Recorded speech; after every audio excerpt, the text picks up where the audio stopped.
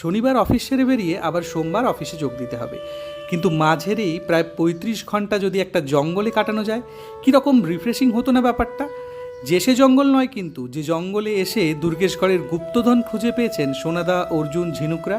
হ্যাঁ, ঠিকই ভাবছেন, ঝাড়গ্রামের এই জঙ্গল আর রাজবাড়ি আমরা সবাই পর্দায় উপভোগ করেছি দুর্গেশগড়ের গুপ্তধন সিনেমায়। তাহলে বেরিয়ে পড়া যাক। দুপাশে চোখ জুড়ানো সবুজ শালবন, মাঝে রাস্তা। এ রাস্তায় গাড়ি চড়েও যেরকম আরাম, সেরকম আরাম ড্রাইভ করেও। আর একটু ভালো অনুভূতি পেতে চাইলে চড়তে পারেন টোটো।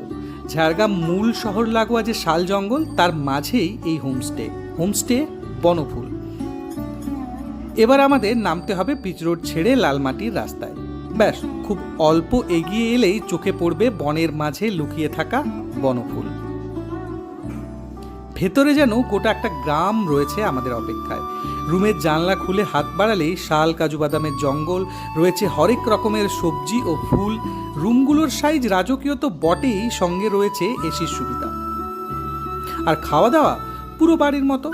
আশেপাশেই চড়ে বেড়াচ্ছে দেশি মুরগি, পাশের পুকুরেই দেশি মাছ, বাগানের টাটকা শাকসবজি। যেটা বলবেন সেই পদই হাজির হবে আপনার খাওয়ার থালায়।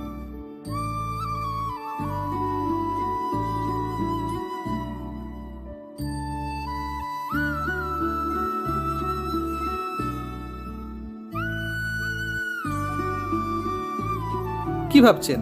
সবই তো হলো, কিন্তু কত খরচ পড়তে পারে এখানে এসে থাকতে গেলে? একদমই আপনার বাজেটের মধ্যে। তবে সেটা কত, তার জন্য স্ক্রিনে দেওয়া নম্বরে ফোন করে নিতে হবে। তাহলে বেরিয়ে পড়ো বন্ধুরা, দেরি কেন?